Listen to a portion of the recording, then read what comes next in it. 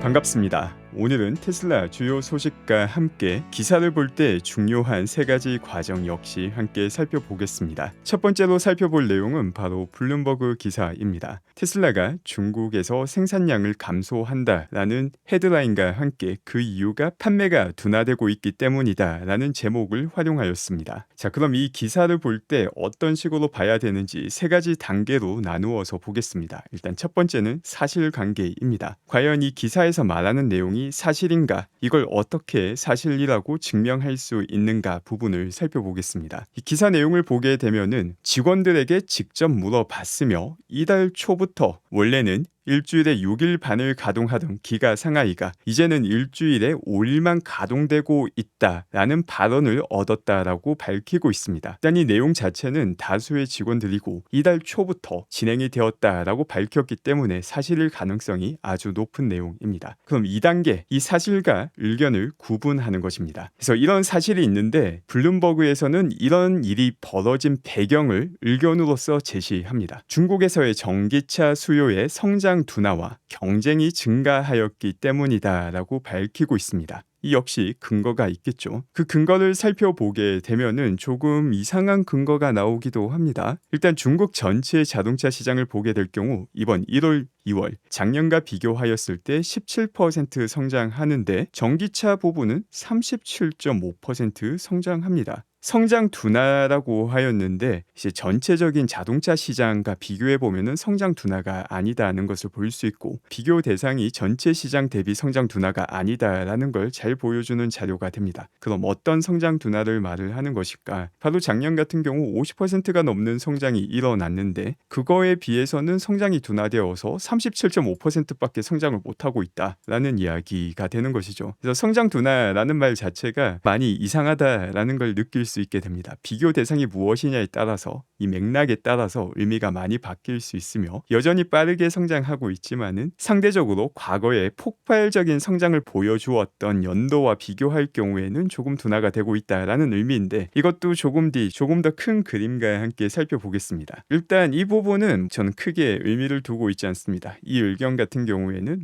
네 의견이 그렇구나 정도로 넘어가면 좋을 것 같습니다. 그 다음에 나왔던 두 번째 의견은 중국 내에서 경쟁 증가, 특히 전기차와 관련해서 경쟁이 증가하고 있다라는 발언을 하고 있습니다. 그리고 여기에 대한 뒷받침으로 전기차 시장은 37.5% 증가하였지만 테슬라의 판매량은 거기에 맞게 증가하지 못했다라는 이야기를 하고 있는데 여기에는 일부 진실이 들어가 있을 수도 있습니다. 실제 중국에서 수없이 많은 전기차 기업들이 만들어졌으며 테슬라를 제외하고 모두 출혈 경쟁을 하고 있는 상황이기 때문에 사실 파산 직전까지 몰려 있는 기업들 역시 많이 존재하는 상황입니다. 그래서 중국 시장 자체에 신규 신생 전기 제조사가 많다라는 것은 분명 사실이기도 합니다. 그렇다면 정말 테슬라가 중국에서 판매를 하는데 문제가 있는 것일까? 그럼 세 번째 단계로 넘어가겠습니다. 다시 한번 정리하자면 기사를 읽을 때 혹은 무언가 평가를 할 때 세 가지 과정을 거쳐야 되는데 첫 번째가 사실관계를 파악하는 것이고 두 번째가 그 안에 들어가 있는 의견과 사실을 구분하는 것이고 세 번째가 그 의견 중에서 과거에 내었던 의견, 발언 및 보도로 나왔던 평가 얼마나 정확했는가까지 확인을 해야지 의미 있는 평가를 할 수 있게 됩니다. 자, 지금 보시는 기사는 2022년 12월 5일 블룸버그에서 나온 기사입니다. 이 기사를 보게 되면은 테슬라가 아주 큰 문제를 겪고 있다라는 이야기를 하며 중국의 엄청난 수요 문제를 이야기합니다. 이때뿐만이 아니라 여러 가지 노이즈가 나왔는데 이때가 특히 중국 수요 문제가 아주 시끄러웠던 때입니다. 그래서 실제 2022년 전체 인도량을 봤는데 130만 대였고 2023년 전지전능한 블룸버그 기사에 따르면 중국에서 수요 문제가 발생해야 되는데 180만 대를 기록합니다. 이거는 전 세계 인도량이고 중국에서는 분명 전지전능한 블룸버그가 큰 문제가 있을 것이라고 말했기 때문에 많이 못 팔았을 수도 있겠죠. 중국에서 얼마를 팔았나? 이게 2022년 판매량이고 위쪽이 2023년 판매량입니다. 어떻게 기사와는 전혀 다른 현실이 펼쳐지게 되었습니다. 또 다른 블룸버그 기사입니다. 더 과거로 가서 2022년 5월 24일 보게 되면은 중국에서 생산량에 아주 큰 문제가 생겼고 중국에서 많이 생산을 못할 것이다 라는 예언을 하게 됩니다. 역시 앞서 말한 세 가지 과정을 거치지 않고 그냥 누군가 이렇게 말을 했는데 믿을 만한 것 같다라는 기분에 따라서 이 말을 그대로 믿는 사람들 역시 많았습니다. 현실은 어떤가? 지금 보시는 게 2022년 2분기 여기 노란색이 중국에서의 생산량입니다. 그 기사가 나오고 난 다음에 폭발적으로 생산 능력이 올라가서 맥스 캐파를 찍어버리게 됩니다. 어떻게 기사와 현실이 많이 전개가 다르게 되는 모습을 다시금 볼 수 있습니다. 그래서 앞서 살펴본 이 기사에서 일주일에 6.5일을 생산하다가 5일로 생산 일수를 줄였다라는 것 자체는 어떻게 보면 조금 아쉬운 내용이 맞기는 합니다. 다만 그 해석에 대해서는 테슬라 측이 공식적으로 확인을 하고 있지 않습니다. 최악의 상황으로 해석을 한다 하더라도 중국 전반적인 경기가 썩 좋은 상황은 아니기 때문에 거기에 대한 대비로서 6.5일에서 5일 어떻게 보면 23%고 또 일주일에 5일이기 때문에 뭐 크게 문제가 많이 생겼다라고 평가하기도 조금 힘든 수치가 되기도 합니다. 그리고 여기에 대한 의견을 봤을 때 과거 트랙 레코드를 봤을 때 이런 해석에 대해서는 크게 의미를 둘 필요가 없다라고 저는 판단하고 있습니다. 이제 그 밖에 조금 더 큰 그림을 한번 보도록 하겠습니다. 지금 보시는 자료 같은 경우는 IEA에서 나온 전기차 판매와 관련된 자료입니다. 이제 몇 달만 더 지나면은 가장 최신인 2024년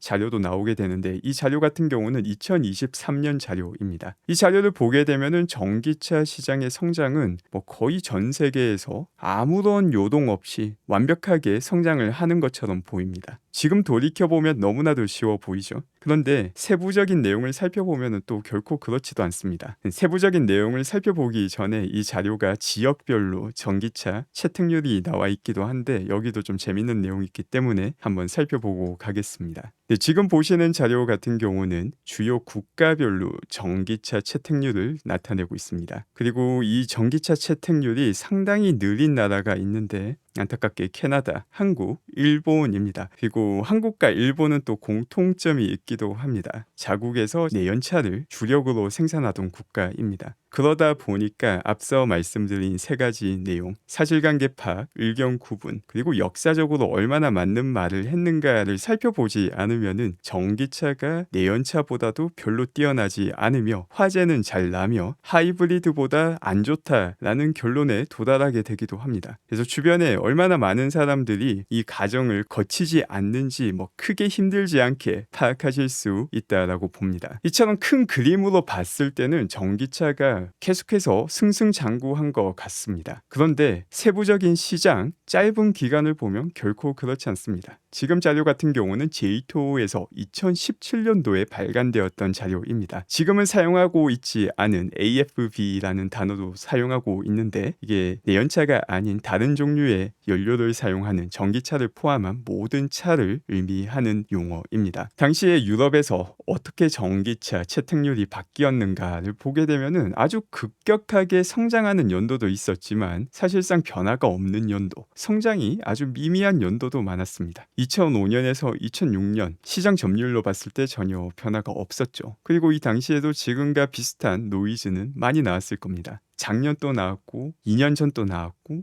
10년 전 또 나왔고 크게 봤을 때는 대세적으로 바뀌는 시장 전체가 뒤집어지는 대세 전환이 일어나는 상황 속에서도 시장의 규모를 작게 잡으면 작게 잡을수록 기간을 작게 잡으면 작게 잡을수록 큰 노이즈들은 항상 발생하였습니다. 그런데 이걸 평가하지 않는다면 계속해서 반복되는 노이즈임에도 불구하고 엄청난 공포에 사로잡히거나 호들갑을 떨게 됩니다. 자, 비슷하게 평가를 계속 이어나가 보겠습니다. 2021년 10월에 올라온 인터뷰 내용입니다. 여기 나오는 분은 GM의 CEO 마리바라 씨이죠. 당시에 이 마리바라가 어떤 말을 했었는지 한번 살펴보겠습니다.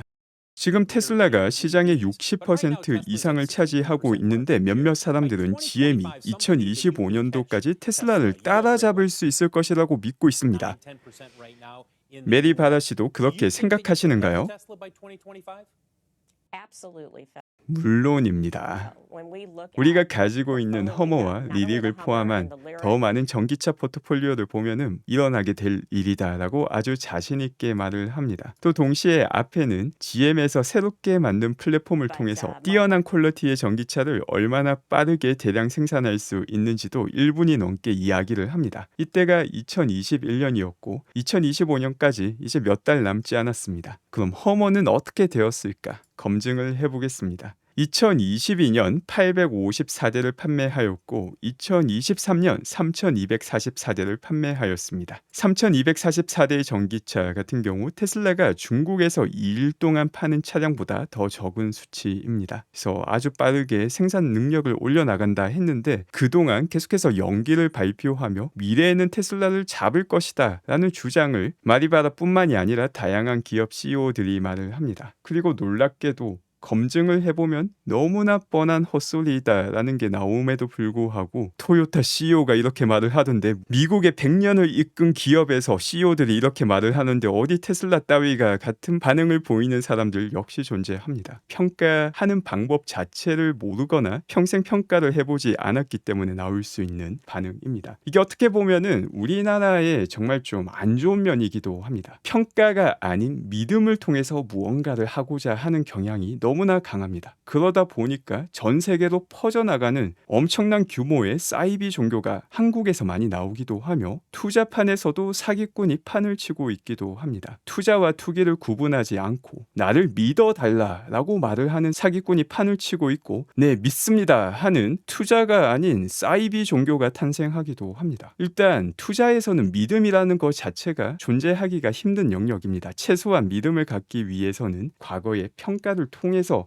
그래도 이 사람은 통찰력이 있구나를 바탕으로 이루어져야 되는데 이제 그런 믿음은 나를 믿어달라라는 말로 생길 수가 없는 것이고 또 단순하게 그 사람을 믿는다라는 것 자체도 아주 조심스럽게 접근해야 됩니다. 그 예외가 거의 한 명인데 일론 머스크라는 사람 자체를 믿는다는 게 아니라 이 사람의 통찰력은 믿습니다. 일론도 사람인데 당연히 실수하는 경우도 있겠죠. 다만 일론이 제시했던 과거의 약속들은 시간이 지나고 보니까 모두가 현실이 되었다라는 점은 우리가 검증 가능한 사실입니다. 전기차의 성공 자체가 그랬고 재사용 가능한 로켓 역시 그러하였으며 뉴럴 링크를 통해서 텔레파시 역시 마찬가지입니다. 지금 보시는 이 논란 바로 얼마 전 우리가 텔레파시를 통해서 화면의 어딘가를 응시하기만 하면 원하는 곳으로 커서가 이동하는 것 같아서 정말 신기한 경험이었습니다. 마우스 커서를 움직이게 된 최초의 텔레파시 능력을 갖춘 사람이었죠. 이거 역시 5년 전 일론이 약속을 했을 때는 사기꾼이다라는 소리를 들었지만 5년이 지난 지금 일론은 이를 성취하였습니다. 그리고 일론이 사기꾼이다라고 평가 능력이 없던 사람들이 평가를 많이 하였는데 그 사람들은 그 누구도 기억하고 있지 않습니다. 또 어디선가 사기를 치고 있겠죠. 그리고 그 논란이 생각만으로 X에 게시글을 올리게 되었습니다. 이 역시 우리가 한 번도 본 적이 없었던 새로운 기술이 사용되고 있는 모습이며 그리고 5년 전 뉴럴 링크를 출시할 당시에도 시각에 문제가 있으신 분들을 위해서 칩을 통해서 시각 정보마저도 전해줄 수 있다라고 말을 하였고 이 역시 조만간 현실화가 되게 될 일이기도 합니다. 비슷한 일은 테슬라 봇에서도 일어나고 있습니다. 제대로 된 휴머노이드, 대부분 관심이 없던 분야를 테슬라에서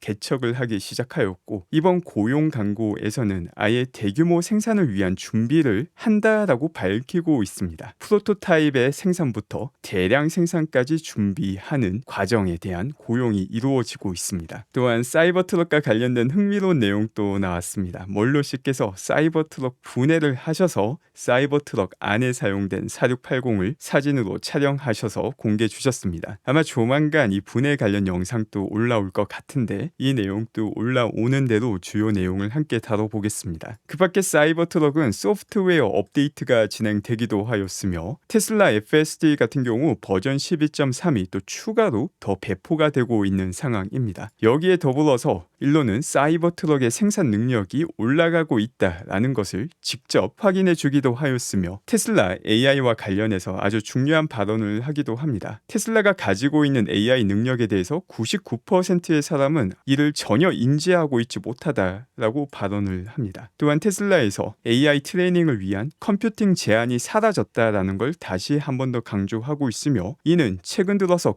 급격하게 나타나고 있는 AI 능력 개선, FSD 능력 개선을 통해서 확인할 수 있기도 합니다. 99%라고 아주 친절하게 말을 하였지만 사실 99.9%의 사람들은 테슬라 AI가 가져올 미래의 변화에 대해서 전혀 인지를 못하고 있다라고 생각합니다. 심지어 눈에 보이는 자율주행마저 스스로 평가하는 게 아닌 주변 분위기 혹은 주가에 따라서 평가가 바뀌다 보니까 눈에 보이는 현실마저도 렌즈를 끼고 해석을 하게 됩니다. 네, 그 다음에는 또 이번에 FSD가 다시금 최적화된 경로를 비전 정보를 통해서 선택한다는 것을 보여주는 내용입니다. 어제도 비슷한 내용을 공유해 드렸는데 오늘 영상을 보면은 확실하게 테슬라가 최적의 경로를 비전 정보를 바탕으로 선택한다는 것을 볼 수 있습니다. 지금 보시면은 경로는 아주 빙글빙글 둘러서 최종 목적지에 도착하고자 하는데 테슬라 차량이 주행 중에 카메라를 통해서 더 빠른 길이 있음을 인지하게 됩니다. 그리고 더 빠른 길을 선택하게 되고 여기에 따라서 경로도 자연스럽게 업데이트되어서 목적지에 훨씬 더 빨리 도착하게 됩니다. 이처럼 FSD 버전 12로 바뀌면서 시각 정보에 의존해서 경로마저도 보이는 시각 정보에 따라서 업데이트되는 경우가 더욱더 많아지고 있습니다. 이거 역시 아주 큰 발전이 되는 것이고 앞서 일론이 말했던 테슬라 AI 능력의 일부를 보여주게 되는 것입니다. 오늘 방송 함께 해주신 분들 감사드리며 오늘 또 좋은 하루 되시기 바랍니다. 감사합니다.